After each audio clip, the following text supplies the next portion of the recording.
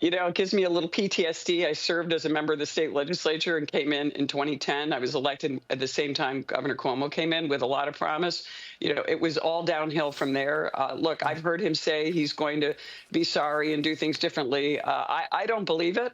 I've seen how he operates and I've seen what he does, and he abuses power. I will say that Kathy Hochul has been a very weak governor. She's been feckless. She's creating what could be a powder keg and a real disaster across New York State with very bad policy in dealing with our corrections officers. We've had prisons in upstate New York where the inmates have taken over our prisons because of the terrible policy put in place by Kathy Hochul, on top of the policies put in place by Governor Cuomo that she refuses to acknowledge, although she did actually roll back temporarily one of the bad laws, the so-called HALT Act, put in place in New York State because she wanted to make our prisons safer. Her only obligation with the prison system is to keep our corrections officers, our inmates, and our communities safe. She's failing in that order, and now she's actually looking at laws she put in place to roll back. So it remains to be seen if Governor Cuomo will actually go back and take away the green light law. Will he end sanctuary cities? Will he do all the things we need to do to keep the New York community safe?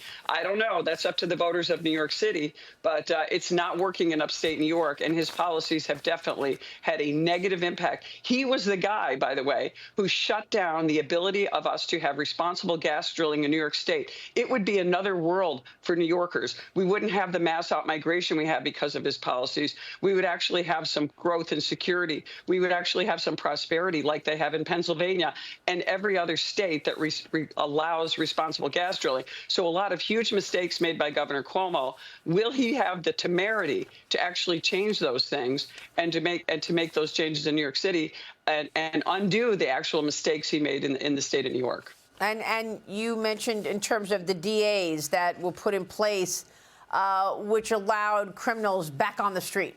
And, the ending of cash bail is also something notable. All those so-called criminal justice reforms that have made us unsafe, the demoralize and defund the police movement. Let's see what Governor Cuomo will do with that. Let's see if Governor Cuomo will fire Alvin Bragg. Let's see if he'll take a stand on some of that, on dealing with Letitia James, who is a lawless, abuser of power, much like Governor Cuomo was. Let's see if he'll roll it back and suddenly become, a reasonable politician. I just don't know what he would do, but I don't trust him. I've served under him.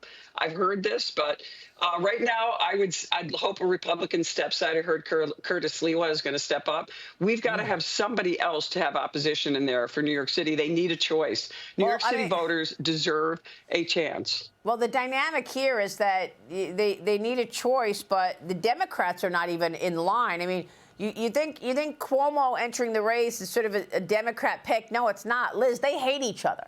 I mean, the Democrats are against Cuomo. They tried to keep him down. Jump in, Liz, real quick. Gas drilling is so important. My question is there any way, Congresswoman, that President Trump can intervene and demand that fracking opportunity actually gets exploited in New York? Because, as you say, it could turn around the economic outlook for New York. Well, President Trump put in place an energy emergency. I actually explored this idea with the speaker and with Sean Hannity on live TV several weeks ago.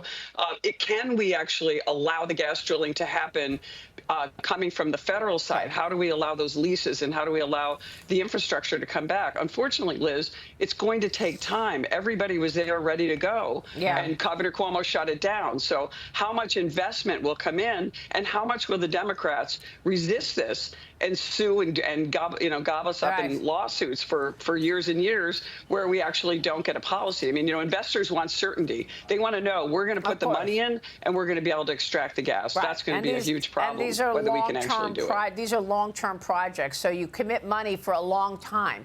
And so you need the confidence and the clarity in order to do so. Congressman, it's always a pleasure. Thanks so much. Claudia Tenney in New York. Great to see you all. Soon. Thank you so much. We'll be right back. Stay with us.